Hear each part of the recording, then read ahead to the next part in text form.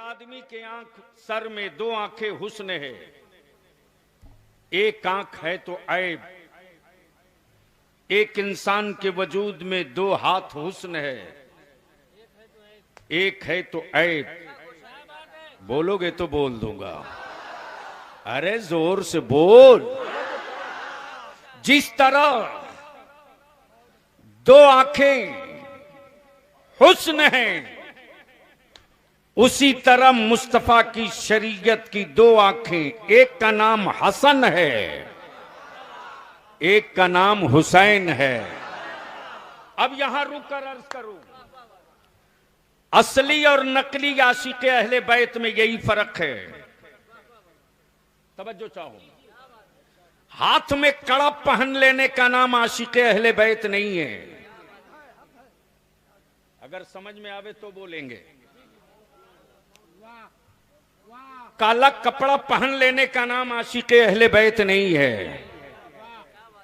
बोल दो, अरे जोर से बोल दो। मातम करने का नाम आशिक अहले बैत नहीं है। या तो हुसैन को जिंदा मत मानो, या तुम फिर जिंदा मानते हो तो मातम मत करो, इसलिए कि मातम मुर्दों का हुआ करता है, मेरा हुसैन जिंदा है। इसलिए आशिक अहले बैत होने का की अलामत कड़ा नहीं है, काला कपड़ा नहीं है। आओ जरा जहन को करीब करो और आंखें खोलकर बलियाबी की गुफ्तगू देख भी लो, सुन भी लो। अल्लामा साहब, उलमा इकराम की तवज्जो चाहूं। असद बाबू, पूरी दुनिया में जो सबसे मुकद्दस शहर है वो है मक्का।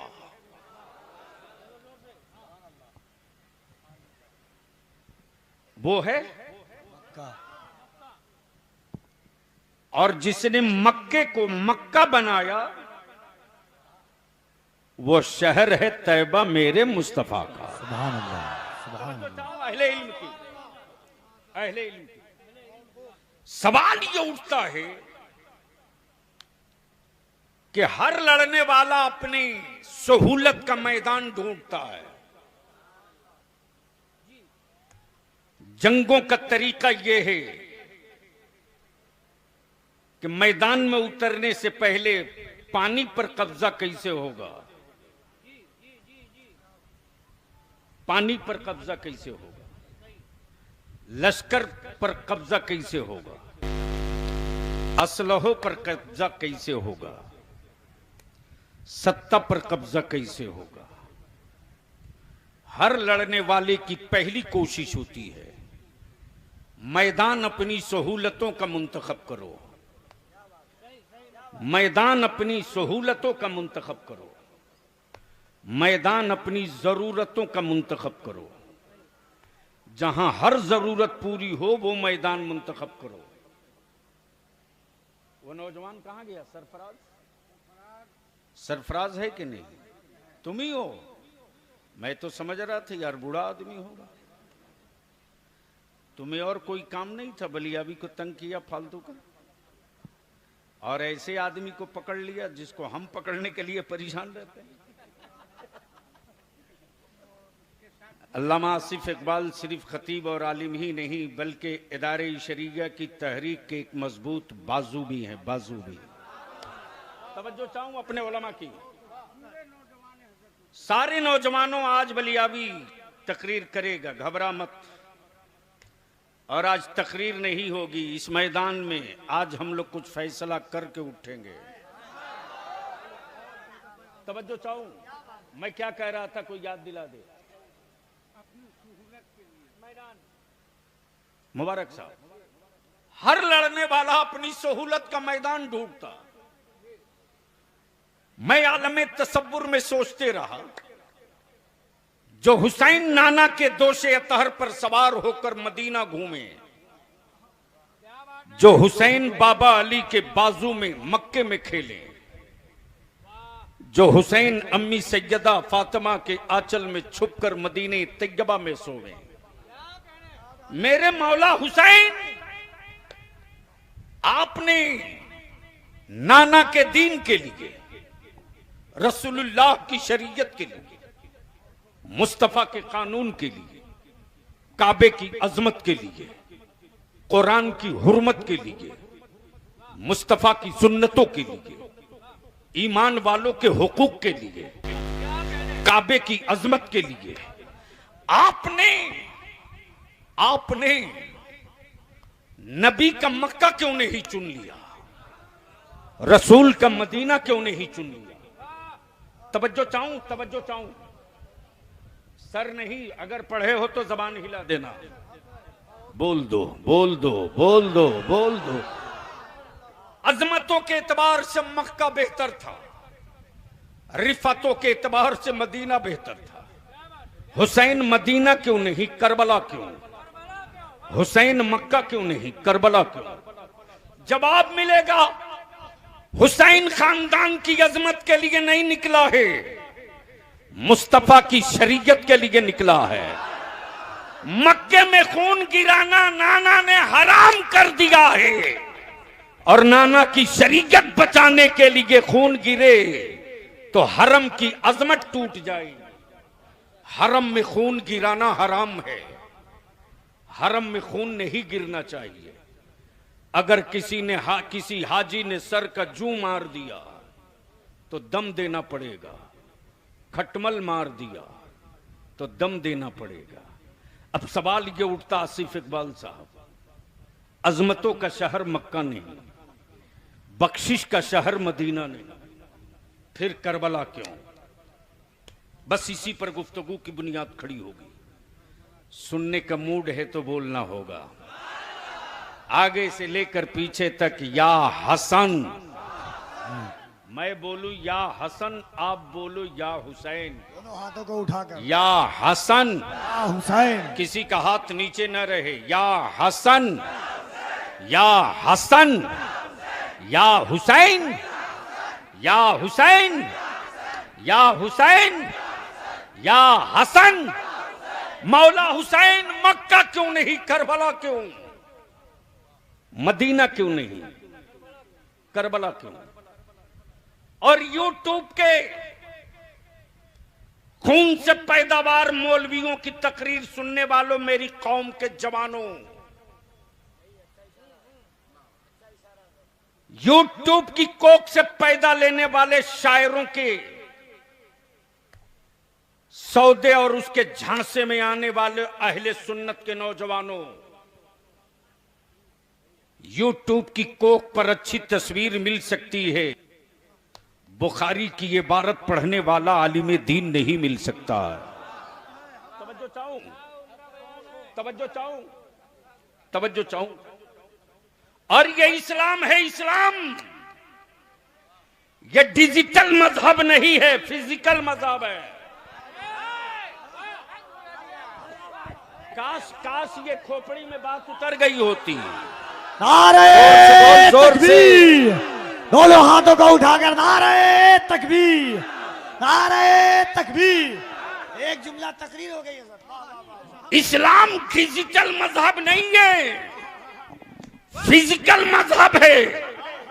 आज जो फलस्तीन और इस्राइल की जंग डिजिटल पे दिख रही है, ये कभी भी रडार से और मॉनिटर से उड़ाया जा सकता, लेकिन जो फिजिकल जंग करबला में हुई है, उसे ईमान वालों के दिलों से निकाला नहीं जा सकता। नारे तकबीर, नारे रिसालत।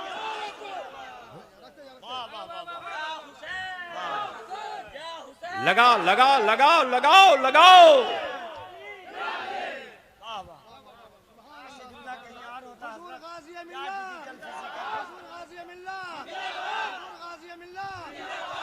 दोनों हाथों को उठाकर एक जुमले पर पूरी तकरीर है, दोनों हाथों को उठाएं। नारे तकबीर, नारे रिसालत, जिक्र शहीद आजम, मसला के आला हजरत, इसकी मोहब्बत, इसकी मोहब्बत। दोनों हाथों को उठाकर, कोई हाथ नीचे ना रहे, इसकी मोहब्बत, इसकी मोहब्बत, आला हजरत, आला इसकी हजरत। मोहब्बत, इसकी मोहब्बत। बस्ती बस्ती करिया है, करिया, है। बस्ती बस्ती करिया करिया, इल्म का सूरज फैज का दरिया, शहीद आजम कॉन्फ्रेंस हुजूर गाजी मिल्लत। अब बलिया भी अर्ज करता, बद्र में डिजिटल नहीं था, फिजिकल था। ओहद में डिजिटल नहीं था, फिजिकल था। जुमल में डिजिटल नहीं था, फिजिकल था। ओहद में डिजिटल नहीं था, फिजिकल था। खैबर में डिजिटल नहीं था, फिजिकल था। करबला में डिजिटल नहीं था, फिजिकल था। वो 6 माह का बच्चा डिजिटल नहीं था, फिजिकल था। अब्बास का बाजू डिजिटल नहीं था, फिजिकल था। हुसैन का सरे पाक जो नेज़े पर कुरान पढ़ रहा था, वो डिजिटल नहीं था, फिजिकल था।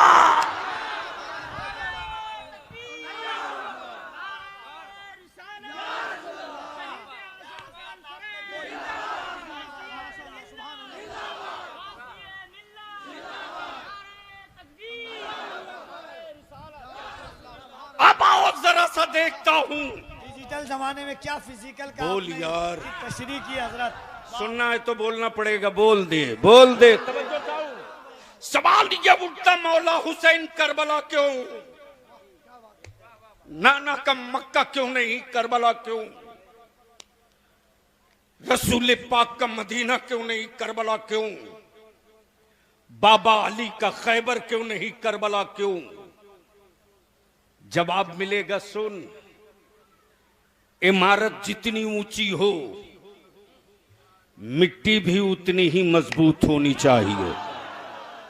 इस्लाम से दुनिया में ऊंची कोई इमारत नहीं होगी, तो करबला से मजबूत कहीं की मिट्टी भी नहीं होगी। सवाल ये उठता है, मौला हुसैन कैसे पता चला कि करबला की मिट्टी बहुत मजबूत है, बहुत मजबूत है? जवाब मिलेगा, इसका फैसला किसी इंजीनियर ने नहीं किया है, और इसका फैसला डिजिटल नहीं हुआ है, फिजिकल हुआ है। उठाए थे जिब्रील, लाए थे नाना के पास। ओके, मेरे नाना ने किया था। जहन करीब कर। मैंने मौलाना आसिफ इकबाल से कहा कि ये नदी है, सोन नदी, इसके किनारे 5 कट्ठा जमीन लीजिए, खूबसूरत इदारा बनाइए। यहां हर वक्त पानी भी है, सब्जा भी है, हरियाली भी है, स्वच्छ वातावरण भी है, पॉल्यूशन मुक्त एरिया है। इन्होंने जवाब दिया, फ्री में भी मिलेगी जमीन तो मैं बिल्डिंग नहीं बनाऊंगा। मैंने कहा क्यों? जवाब देते कि यहां की मिट्टी ठीक नहीं। मैंने कहा जो गिरिडीह शहर की मिट्टी का कलर है, वही कलर तो यहां का भी है। कहा कलर पर मत जाओ, पैर रख के देखो। यहां की मिट्टी इस लायक नहीं कि 3 मंजिला बिल्डिंग का लोड उठा सके। जहन करीब करना, हर बिल्डिंग हर मिट्टी पे नहीं बनती। इस्लाम से ऊंची कोई इमारत नहीं, तो करबला से मजबूत कोई मिट्टी भी नहीं। तवज्जो चाहो, तवज्जो चाहो। जैसे ही इनसे मुलाकात हो गई, गिरिडीह रेलवे स्टेशन पे सामने में 7 मंजिला एक फ्लैट है, अपार्टमेंट है। उस अपार्टमेंट में इन्होंने उंगली दिखाकर कहा, 3री मंजिल पर मेरा भी एक फ्लैट है। लेकिन क्या करें, कंप्लीट हो गया है फ्लैट, फिर भी कुंजी नहीं देता बनाने वाला। मैंने कहा मुझसे बड़ा दबंग थोड़ी ही होगा, नंबर दीजिए, अभी निपट देता हूं। लिए कब? बोले कई साल हो गए। मैंने कहा क्यों नहीं देगा, नंबर लाइए। मुबारक हुसैन मुबारक के हजरत बहुत पहले बुक कराए थे। मैंने कहा मैं कोई ईडी और सीबीआई का आदमी थोड़ी हूं। वैसे भी दिल्ली से कुकुरमुत्ते की तरह मौलवी के पीछे ये दोनों लगते हैं, लेकिन आज तक मौलवियों के पास तो कुछ मिला नहीं, लेकिन कोई बाबा अभी तक बचा भी नहीं है।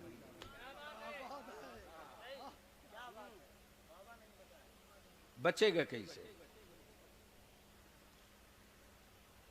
बाबू निकलना हो तो जल्दी निकल लो।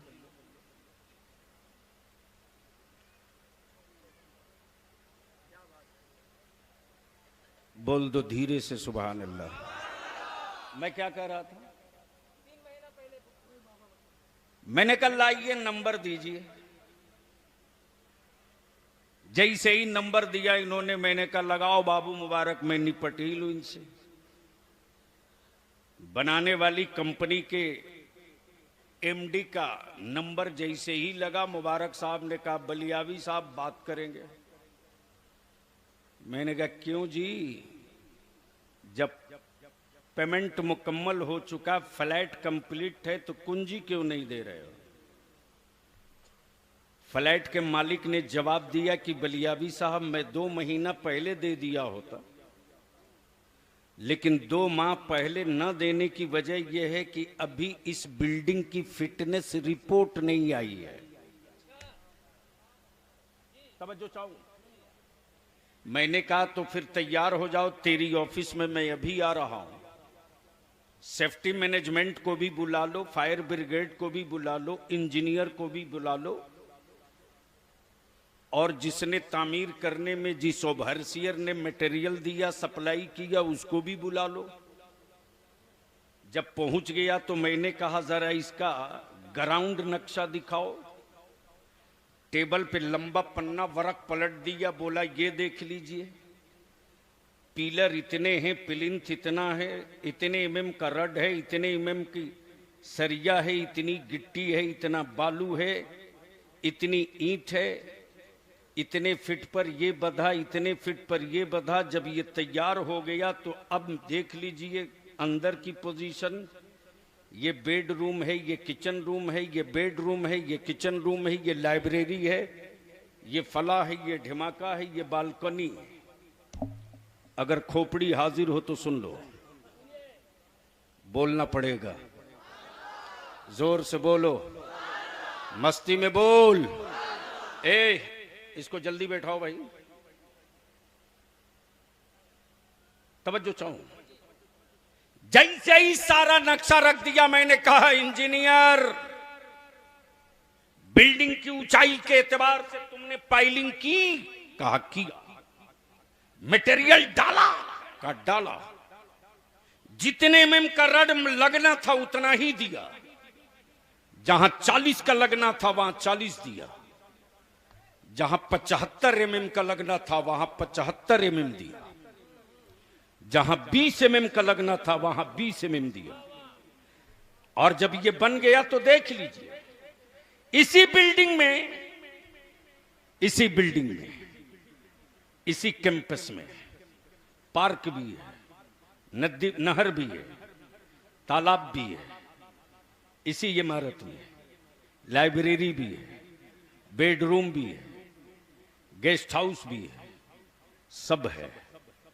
जहन को थोड़ा सा हाजिर कर लेना। हुसैन, मक्का क्यों नहीं, करबला क्यों?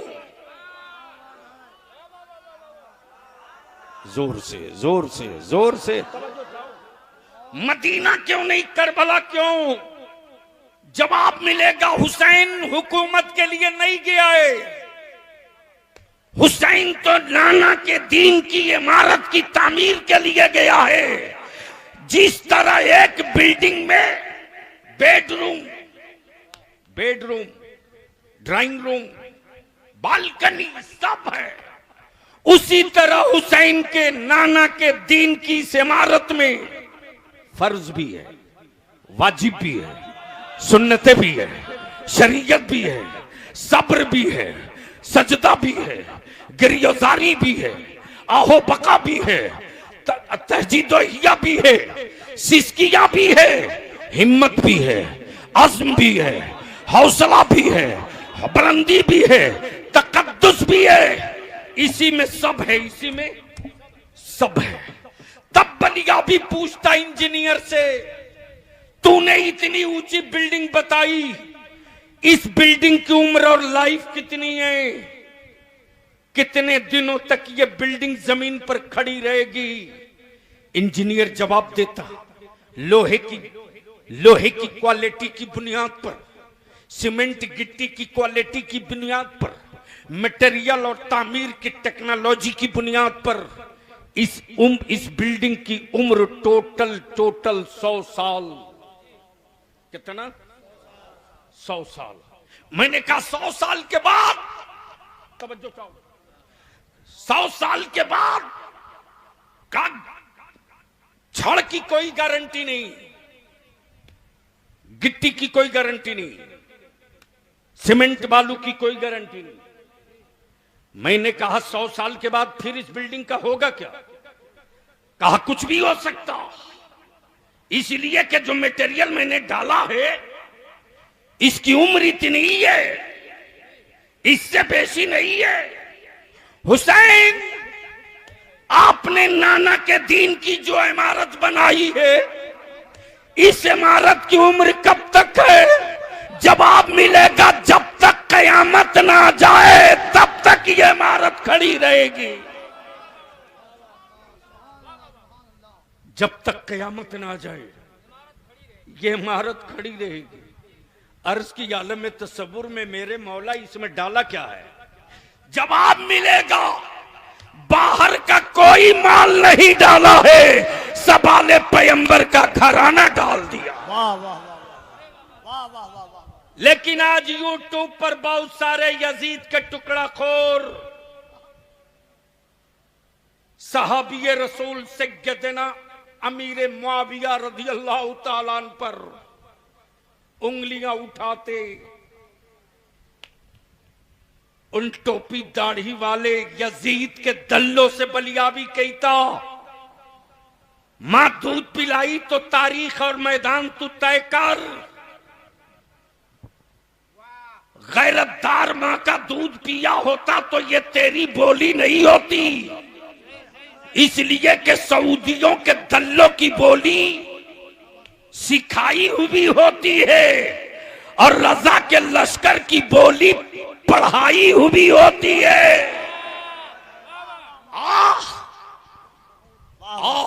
वाह वाह वाह। सैयदना अमीर मुआविया पर उंगलियां उठाने वालों, तेरी माओं के दूध की गैरत को बलिया भी चुनौती देता। मेरे आका करीम ने फरमाया कि मेरे सहाबा मिसले सितारा के हैं, इसमें से किसी की भी पैरवी करोगे तो हिदायत पा जाओगे।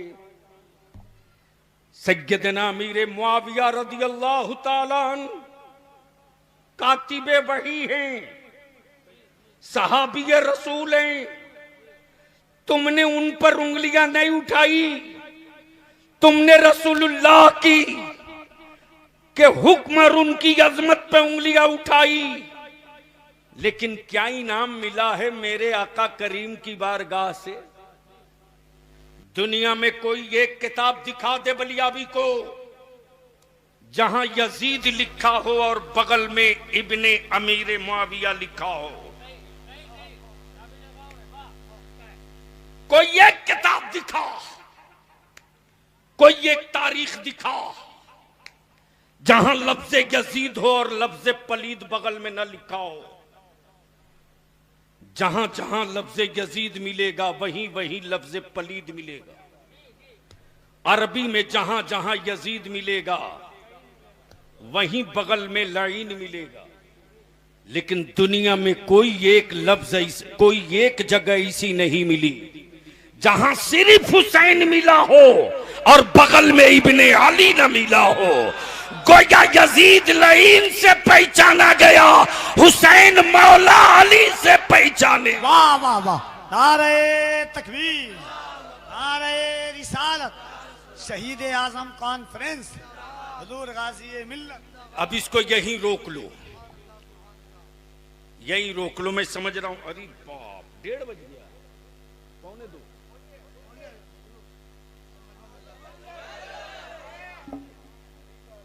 सुनोगे? पीछे वाले भी तो बोल दो एक बार, या हसन या हुसैन, या हसन या हुसैन, या हुसैन। या हुसैन। हुसैन मक्का क्यों नहीं, करबला क्यों? जवाब मिलेगा, अपनी मर्जी का मैदान जमाना चुनता है।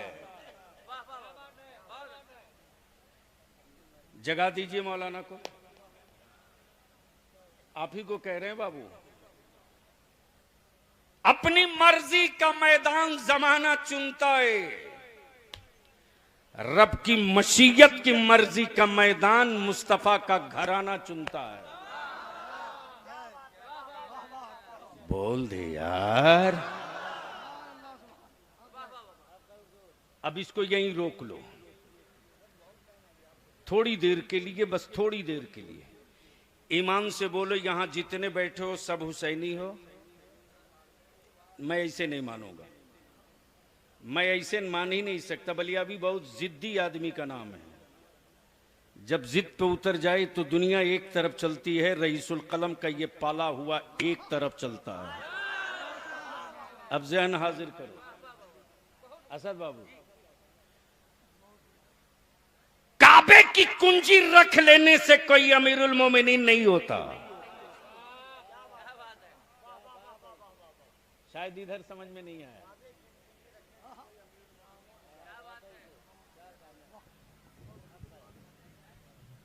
काबे की कुंजी रख लेने से कोई अमीरुल मोमिनीन हो जाता तो यजीद के पास काबे की कुंजी थी, फिर मौला हुसैन के पास हाथ फैलाए क्यों खड़ा है? क्या बात है? वाह वाह वाह।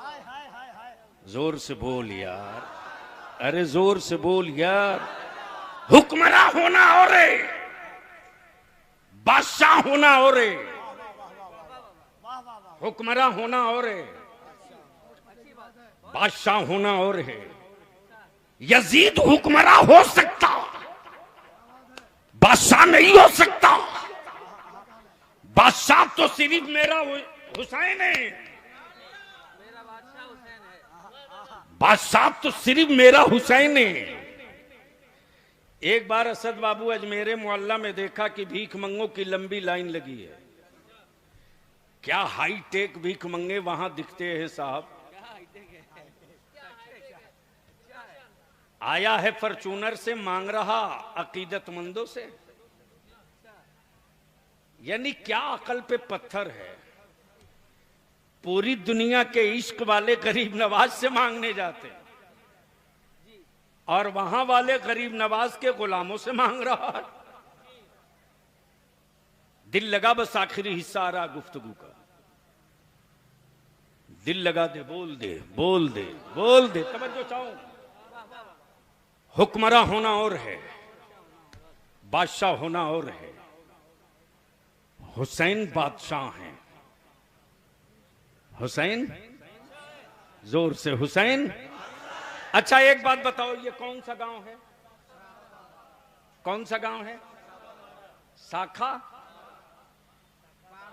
12, शाखा 12, यानी 12 टोले का एक शाखा है। शाखा 12। मैं आ रहा था तो देख रहा था कि 2 किलोमीटर पहले ही से हरी हरी झंडियां बंधी है। सवाल ये उठता है कि जंग तो लड़ी गई करबला में, झंडे भारत में क्यों गाड़े जा रहे हैं? क्या बात है? क्या बात है? क्या बात है? बोलोगे तो बोल दूंगा, बोलोगे तो बोल। वाह वाह वाह वाह वाह वाह। झंडे भारत में क्यों गाड़े जाते? फराक पे गाड़ लेते, करबला में गाड़ लेते, नजब अशरफ में गाड़ लेते, बगदाद मुअल्ला के गिरदो नवाह में गाड़ लेते, इराक में गाड़ लेते। भारत में क्यों गाड़ लिया? भारत में क्यों गाड़ लिया? जवाब मिलेगा आशिकों का। हुक्मरानों का झंडा मुल्कों में गड़ा करता है, बादशाह का झंडा पूरी कायनात में गड़ा करता है। नारे तकबीर, नारे रिसालत, शहीद आजम कॉन्फ्रेंस, फैजाने इमाम हुसैन। अब सवाल ये उठता है, क्या है करबला? क्या है करबला? और कौन है करबला में? क्या है करबला? कौन है करबला में? और क्यों है करबला में? बस इसी 3 चीज को क्लियर कर दो, गुफ्तगू मुकम्मल। क्या है करबला में? कौन है करबला में? कौन है करबला में? क्या है करबला में? क्यों है करबला में? जिल लगाओ को बोल दो तो बोल दो। अरे जोर से बोल, जोर से, जोर से। अब जहन को यहीं करीब कर। शहर तैबा, शहर तैबा समझे कि नहीं? यार सुन्नी के सामने मदीना बोलो या तैबा बोलो, झूमता है। तवज्जो चाहूं, तवज्जो चाहूं, अल्लामा आसिफ साहब। और जिन मौलवियों को मदीने से एलर्जी होती है, हुकूमत ने भी क्या सिस्टम बनाया है कि अगर पहले जाओगे तो पहले मदीने शरीफ जाना पड़ेगा, अब बाद में जाओगे तो पहले मक्का जाओगे, बाद में वापसी मदीने से होगी। आना ही पड़ेगा। मुल्ला फतवा बांटते रहा, मदीना मत जाओ। ये बात बुखारी पढ़ने वालों को समझ में नहीं आई, लेकिन गीता को पढ़ने वालों को यह बात समझ में आ गई कि बगैर मदीना गए हज मुकम्मल ही नहीं होगा। या तो जाते वक्त मदीने जाओ या आते वक्त मदीने जाओ, लेकिन जाना पड़ेगा। अब बस इसको रोक ले, बस दो तरफ शहर मदीना बोल दे या हुसैन। तवज्जो चाहूं आसिफ इकबाल साहब। शहर मदीना, जगह मस्जिद नबवी, गोद मेरे रसूल की, बच्चे दो, बच्चे दो। एक रसूल करीम सल्लल्लाहु अलैहि वसल्लम की बेटी का बेटा जिसका नाम हुसैन है, और एक रसूल करीम सल्लल्लाहु अलैहि वसल्लम का अपना बेटा जिसका नाम सैयदना इब्राहिम है। बाप की फितरत होती है कि बेटा चाहिए, बाप की चाहत होती है बेटा चाहिए, बाप का की सोच होती है बेटा चाहिए। दिल लगा करबला समझ में आ जाएगा, लेकिन बोलना पड़ेगा, बोलना पड़ेगा। तवज्जो चाहूं, तवज्जो चाहूं। जमीन मदीने की, जगह मस्जिद नबवी, गोद रसूलुल्लाह की, बच्चे दो, एक नबी का नवासा और एक नबी का अपना बेटा। अब बलियाबी पूरी पूरी पूरी जिम्मेदारी से कहता, जमीन पर दो ही बोसा गाहे मुस्तफा है, दो ही बोसा गाहे मुस्तफा है। एक का नाम हजर असवद है और एक का नाम हुसैन का गला है। हजर असवद को नबी ने चूम दिया तो कयामत तक चूमा जाएगा, और जिस हुसैन के गले को मुस्तफा ने चूमा वो सुबह कयामत तक एहतराम किया जाएगा। मेरे अजीज, आकाए रहमत की गोद में जब दोनों बेटे, एक बेटा एक नवासा, एक नवासा एक बेटा, नबी ये पाक कभी बेटे को चूमते, कभी नवासे को चूमते, कभी नवासे को चूमते, कभी बेटे को चूमते। इसी बीच में बुलबुल सिदरा जिब्रील अमीन आ गए और जिब्रील आकर अर्ज करते, या रसूल अल्लाह अलैहिस्सलाम, ये दोनों आपके पास नहीं रहेंगे, दोनों में कोई एक रहेगा। मर्जी आपकी, आप चाहें तो बेटा रख ले, आप चाहें तो नवासा रख ले। बाप की फितरत कहती है बेटा बचाया जाए, लेकिन निगाहे नबूवत कह रही है या रसूल अल्लाह, आपके बेटे, आपके दीन के लिए बेटे की जरूरत नहीं, हुसैन की जरूरत है। जोर से, जोर से, हुसैन की जरूरत है, बेटे की नहीं, हुसैन की जरूरत है। नबी कौनैन सल्लल्लाहु अलैहि वसल्लम ने थोड़ी देर के बाद अपने बेटे, अपने लख्ते जिगर हुसैन मुश्तबा के सरे नाज पर दस्ते नबूवत रख दिया। जिब्रील समझ गए जिनको छोड़ना है वो हुसैन हैं, और जिनको वापस ले जाना है वो सैयदना इब्राहिम है। जिनको वापस ले जाना है वो इब्राहिम है, जिनको छोड़ना है वो हुसैन है। दिन गुजरते गए, महीना बीतते गया, साल निकलते गया, सैयदना इब्राहिम का इंतकाल हो गया। हुसैन मुश्तबा सियाने हो चले, हुसैन मुश्तबा बाबा अली के बाजुओं में खेलते रहे, हुसैन मुश्तबा जवान हो गए।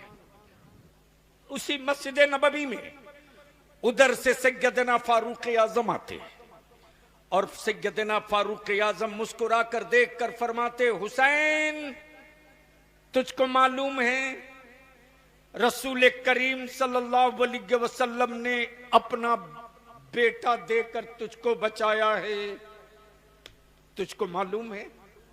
हाँ हाँ मुझे मालूम है, मुझे मालूम है कि बेटा देकर मुझको बचाया गया।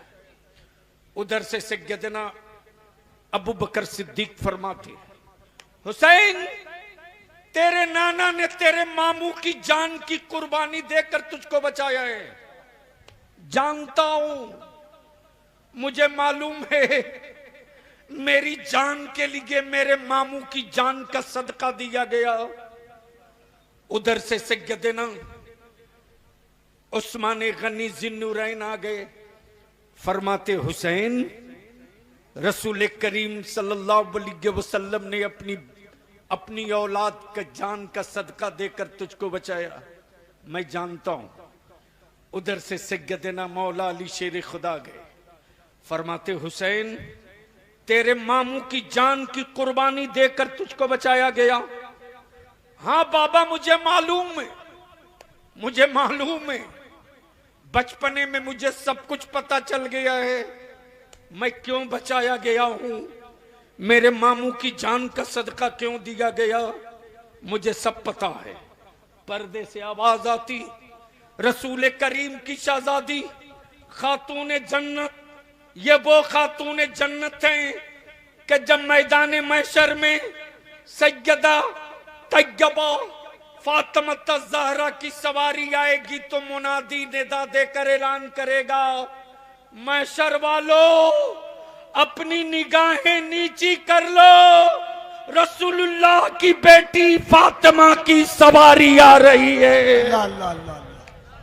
अल्लाह अकबर। वो फातिमा जिसके लिए हुक्म होगा, महशर वालों निगाहें नीची कर लो, रसूलुल्लाह की बेटी फातिमा की सवारी आ रही है। मेरे अजीज सैयदा फातिमा ज़हरा बोल पड़ी, मेरे बेटे हुसैन तुझको मालूम है ना, मेरे भाई की कुर्बानी दी गई है तुझको बचाने के लिए। हाँ अम्मी मैं जानता हूं, मेरे मामू की जान की कुर्बानी दी गई मुझको बचाने के लिए, लेकिन लेकिन लेकिन जब इक़्तिदार के जुल्म के हाथों नबी के दीन का कत्ल होने लगा, रसूल की शरीयत के कत्लेआम का मंसूबा बनने लगा, नबी के दीन की अजमत के कातिल तैयार हो गए, सुन्नत और शरीयत के कत्ल का मंसूबा तैयार हो गया, तब हुसैन मुश्तबा नाना की चौखट चूमकर बोल पड़े, नाना आपने एक बेटा देकर हुसैन बचाया है, हुसैन पूरा खानदान लुटाकर आपका दीन बचाएगा। तब बलिया भी कहता है, करबला में सिर्फ सैयदा फातिमा का बेटा नहीं है, करबला में सिर्फ मौला अली का लाल नहीं है, बल्कि करबला में मुस्तफा का दीन भी है और मुस्तफा के दीन का मुहाफिज भी है। तब किसी ने कहा, शाह हस्त हुसैन, बादशाह हस्त हुसैन। काबे की कुंजी रख लेने से कोई अमीरुल मोमिनीन नहीं होता, वरना आज सऊदिया के शाहों के पास काबे की चाबी है, लेकिन पूरी दुनिया का ईमान वाला उसे अपना रहनुमा नहीं मानेगा। वो रहनुमा हो ही नहीं सकता जो फलस्तीन के ईमान वालों की लाशों पर अपने सत्ता का तख्त रखा हो और यहूदियों की दलाली कर रहा हो। तब बलिया भी कहता, किसी भी दारुल उलूम का मुल्ला एक लफ्ज बोलने की हिम्मत नहीं जुटाता। इस वक्त पूरी दुनिया में अहले सुन्नत वल जमात इमाम अहमद रजा के मसलक का एक एक बच्चा दुनिया के हर कोने से आवाज दे रहा है, बैतुल मुकद्दस लेके रहेंगे। जोर से बोल, बैतुल मुकद्दस। हाथ उड़ा, दोनों हाथ, दोनों हाथ, दोनों हाथ, दोनों हाथ, किसी का हाथ नीचे न रहे। तेरे बलियावी के पीछे रोज एक फौज छोड़ी जाती है, कहा जाता है अपने मुल्क की बात करो, दूसरे मुल्क की नहीं। मैं कहता हूं ये मुल्क तेरे बाप का नहीं, मेरे ख्वाजाए पाक का है, बोलूंगा। और तुम मुल्क के हुक्मरान हो सकते हो, बादशाह नहीं हो। मेरा बादशाह हुसैन है, मेरा बादशाह हुसैन है, और हुसैन डिजिटल नहीं है, फिजिकल है। इसलिए एक एक बच्चे का हाथ उठना चाहिए, जो पड़ा है उसका भी, जो खड़ा है उसका भी। मैं बोलूंगा बैतुल मुकद्दस, आप पूरी ताकत लगा के बोलो, लेके रहेंगे।